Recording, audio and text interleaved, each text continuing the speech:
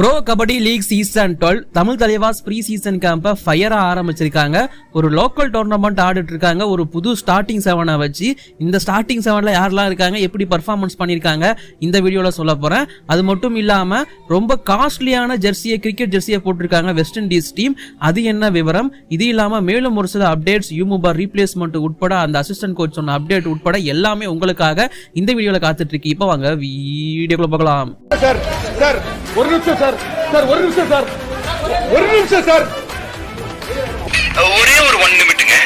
Hello every friends, 1 minute please. So friends, வழக்கம் போல நாம பேசிக்கா வேற ஸ்போர்ட்ஸ் நியூஸ்ல இருந்து தான் ஆரம்பிப்போம். அதே மாதிரி தான் ஆரம்பிக்க போறோம். ஃபர்ஸ்ட் நான் சொல்ல போறது என்னன்னு பாத்தீங்கன்னா செஸ். எஸ், இப்போதைக்கு free style chess grand slam அப்படிங்கிறது நடந்துட்டு இருக்கு.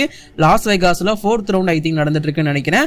இதுல முதல் முறையா இந்தியாவை சேர்ந்த அர்ஜுன் எரிகிசி அப்படிங்கிற ஒருத்தர், ஸோ கிராண்ட் மாஸ்டர் தான் உங்க எல்லாருக்கும் தெரிஞ்சிருக்கும் நான் நம்புறேன். அவர் செமிஃபைனலுக்கு முன்னேறி இருக்காரு. இன்ஃபேக்ட் இவர் தான் ஃபர்ஸ்ட் இந்தியன் இந்த கிராண்ட் ஸ்லாமை பொறுத்த வரைக்கும் செமிஃபைனலுக்கு போறது. அண்ட் இது மட்டும் இல்லாம உமன் செக்ஷனை பொறுத்த வரைக்கும் அங்க வந்து பாத்தீங்கன்னா ஹரிகா, கோனேரு ஹம்பி, திவ்யா தேஷ்முக் அண்ட் வைசாலி ரமேஷ் பாபு இவங்க எல்லாருமே குவார்டர் ஃபைனல் குவாலிஃபை ஆயிருந்தாங்க. இந்த வீடியோ நான் மேக் பண்ற வரைக்கும் இதான் ரிசல்ட். இதுக்கப்புறமா confirmed result R original result என்னங்கிறத நான் கூடிய சீக்கிரம் உங்களுக்கு அப்டேட் பண்றேன் அபவுட் திஸ் செஸ். இப்போதைக்கு இவ்வளவுதான் அப்டேட்.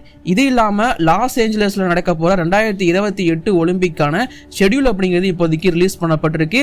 அதுல ஒரு நல்ல விஷயமா பார்க்கப்படுறது என்ன அப்படின்னு பாத்தீங்கன்னா, கிரிக்கெட்டுக்கான ஷெட்யூல் ரிலீஸ் பண்ணிருக்காங்க. ஜூலை 12ல இருந்து 29 வரைக்கும் கிரிக்கெட்டுக்கான ஷெட்யூல் அப்படிங்கிறது ரிலீஸ் பண்ணப்பட்டிருக்கு. ஸோ ஒலிம்பிக்ல ஒரு வழியா 128 வருஷத்துக்கு அப்புறமா 2028 ஒலிம்பிக்ல கிரிக்கெட் அப்படிங்கிறது பார்ட்டிசிபேட் பண்ண போகுது அஸ் எ ஸ்போர்ட்ஸா. இதை கேட்கவும் பார்க்கவும் நல்லா இருக்கு. இதை பத்தி உங்க ஒப்பீனியன் கீழே கமெண்ட் பண்ணுங்க. இது மட்டும் இல்லாம இப்போதைக்கு WCL சீசன் 2 அப்படிங்கிறது நடந்துட்டு இருக்கு. அதாவது வேர்ல்டு சாம்பியன்ஸ் லீக் 2025 இப்போதைக்கு சூப்பரா நடந்துட்டு இருக்கு. இங்கிலாந்துல தான் நடந்துட்டு இருக்குன்னு நான் நினைக்கிறேன்.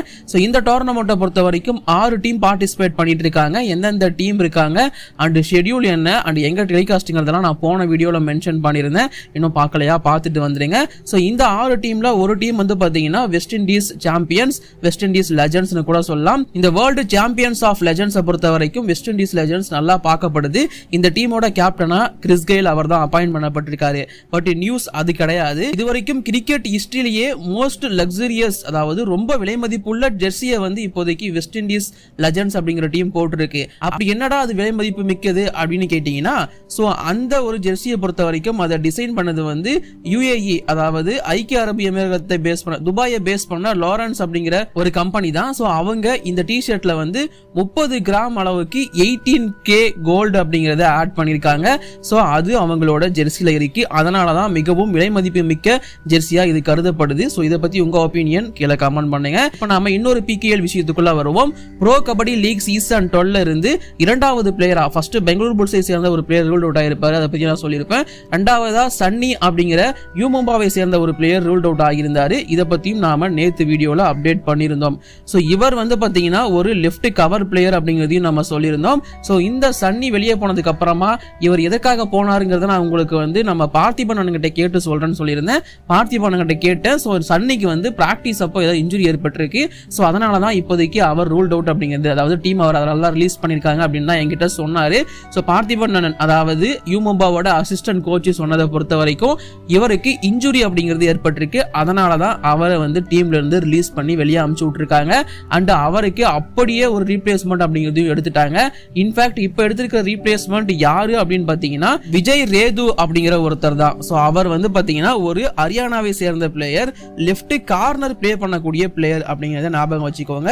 எஸ், ரிலீஸ் ஆனது லெஃப்ட் கவர் தான், பட் இப்போதைக்கு அவங்க எடுத்திருக்கிறது லெஃப்ட் கார்னர் பிளேயர். ஆக்சுவலி யூமும்பா ஒரு சமையான பிளான் போட்டிருக்காங்கன்னு தான் சொல்லுவேன். லெஃப்ட் கார்னருக்கு அங்க வந்து லோகேஷ் கோஷ்லியா, அது இல்லாம ஒரு யங்ஸ்டர், 2 பேருமே யங்ஸ்டர் தான், கொஞ்சம் அது வீக்கா தெரிஞ்சது. அந்த இடத்துக்கு விஜய் குமார் அப்படிங்கிற இன்னொரு பிளேயரை எடுத்து போட்டிருக்காங்க. இவருக்கு ஆல்ரெடி PKL எக்ஸ்பீரியன்ஸும் இருக்கு, ரீசெண்டா டொமஸ்டிக் பர்ஃபார்மன்ஸும் நல்லா இருக்கு லெஃப்ட் கார்னர்ல. சோ ஒரு நல்ல பீக், ஒரு நல்ல முடிவு யூமும்பா கிட்ட அப்படின்னு நான் தாராளமா சொல்லுவேன். போனது லெஃப்ட் கவரா இருந்தாலும் எடுத்தது லெஃப்ட் கார்னர், ஒரு நல்ல பீக்கை யூமும்பா பண்ணிருக்காங்க. சோ கண்டிப்பா யூமும்பா ஸ்குவாட சூப்பரா பில்ட் பண்ணிருக்காங்க அப்படிங்கிற நம்பிக்கை எனக்கு இருக்கு. அண்ட் இந்த மாதிரியான விஷயங்கள் வந்து பாக்குறதுக்கு நல்லா இருக்கு. அதாவது ரீப்ளேஸ்மெண்ட் அப்படிங்கறத உடனே ஒரு யங்ஸ்டரை எடுத்து வைக்கிறது. இப்ப அப்படியே நாம தமிழ் தலைவாஸ் இதுக்குள்ள வருவோம். தமிழ் தலைவாஸ் வந்து பூஜை போட்டு பவன் ஷராவத், அர்ஜுன் தேஷ்வால்லாம் வந்து சாமியை கும்பிட்டு ப்ராக்டிஸ் அப்படி அதாவது ப்ரீ சீசன் கேம்ப் அப்படிங்கிறத ஆரம்பிச்சிட்டாங்க. அது உங்க எல்லாருக்குமே தெரிஞ்சிருக்கும். எனக்குமே எல்லாருமே இன்ஸ்டால டிஎம் பண்ணியிருந்தீங்க. ஸோ இன்ஸ்டால என்ன ஒன்றும் ஃபாலோ பண்ணலையா? இதான் என்னோட ஐடி, லிங்க் டிஸ்கிரிப்ஷன் இருக்கு, கிளிக் பண்ணி ஃபாலோ பண்ணிக்கோங்க. ஸோ இந்த தமிழ் தலைவாஸ் அப்படிங்கிற டீம் இப்போதைக்கு மேக்ஸிமம் ஃபிட்னஸ் பேஸ் பண்ண ப்ராக்டிஸ் தான் ஆரம்பிச்சிருக்காங்க அப்படிங்கிற மாதிரி தான் நான் ஃபர்ஸ்ட் கேள்விப்பட்டேன். பட் திடீர்னு பார்த்தா இப்போ ரீசெண்டாக வந்து தமிழ்நாட்டில் ஒரு இடத்துல, அந்த இடம் பேர் எனக்கு தெரியல ஆக்சுவலி. ஸோ அந்த இடத்துல வந்து பார்த்தீங்கன்னா ஒரு சவுத் இந்தியா கபடி டோர்னமெண்ட் அப்படிங்கிறது நடந்துட்டு இருக்கு. அதில் வந்து பார்த்தீங்கன்னா தமிழ் தலைவாஸ் டீம் வந்து பார்ட்டிசிபேட் பண்ணியிருக்காங்க. இன்ஃபேக்ட் ரொம்ப சூப்பராகவே அங்கே வந்து தமிழ் தலைவாஸ் டீமை வந்து கௌரவிச்சிருந்தாங்கன்னு தான் நான் சொல்லுவேன். தமிழ் தலைவாஸ் டீமோட ஹெட் கோச் சஞ்சீவ் பலியானை கூப்பிட்டு அவருக்கு வந்து அந்த சால்வெல்லாம் போட்டு அவருக்கு ஒரு மொமெண்டோ கொடுத்து அவரை கௌரவிச்சிருந்தாங்க. கூடவே அசிஸ்டன்ட் கோச் சுரேஷ்குமார் அண்ணன் அவரையும் கூப்பிட்டு கௌரவிச்சிருந்தாங்க. இதெல்லாம் நம்ம ஆளுங்க பார்க்கறதுக்கு நல்லா இருக்கு. ஸோ தமிழ்நாட்டோட கலாச்சாரம் எப்பவுமே வேற லெவல் தான். அது யாரா இருந்தாலுமே, அவங்க கெஸ்டா இருந்தாலும் சரி, எதுவா இருந்தாலும் சரி, நம்மளை நம்பி வந்தாங்கன்னா நம்ம சூப்பரா கவனிப்போங்கிறத அவங்க காட்டியிருந்தாங்க. இது இல்லாம தமிழ் தலைவாசுக்கும் கற்பகம் யூனிவர்சிட்டிக்கு தான் ஃபர்ஸ்ட் மேட்ச் அப்படிங்கிறது இருந்துச்சு. ஆரம்பத்தில் தமிழ் தலைவாஸ் கொஞ்சம் சொதப்பன மாதிரி இருந்துச்சு. இன்ஃபேக்ட் இந்த டோர்னமெண்ட்டை பொறுத்த வரைக்கும் ஃபர்ஸ்ட் மேட்சை வந்து கொஞ்சம் ஈஸியாகவே கம்ஃபர்டபுளாகவே வின் பண்ணிட்டாங்க அப்படின்னு தான் சொல்லணும். தமிழ் தலைவாசை பொறுத்த வரைக்கும் அகைன்ஸ்ட் கற்பகம் யூனிவர்சிட்டி கொஞ்சம் கம்ஃபர்டபுளாகவே வின் பண்ணாங்க அந்த போட்டியை. பட் இருந்தாலும் இரண்டாவது போட்டி எஸ்ஆர்எம் யூனிவர்சிட்டி சென்னை கூட நடந்துச்சு. எஸ்ஆர்எம் வந்து ரொம்ப ஸ்ட்ராங்கான டீம், தமிழ்நாடை பொறுத்த வரைக்கும் நிறைய பேருக்கு தெரிஞ்சிருக்கும் நான் நம்புறேன். ஸோ எஸ்ஆர்எம் யூனிவர்சிட்டி ஒரு மாதிரி அடிச்சு துவம்சம் பண்ணிட்டாங்க தமிழ் தலைவாசனை தாராளமாக சொல்லலாம்.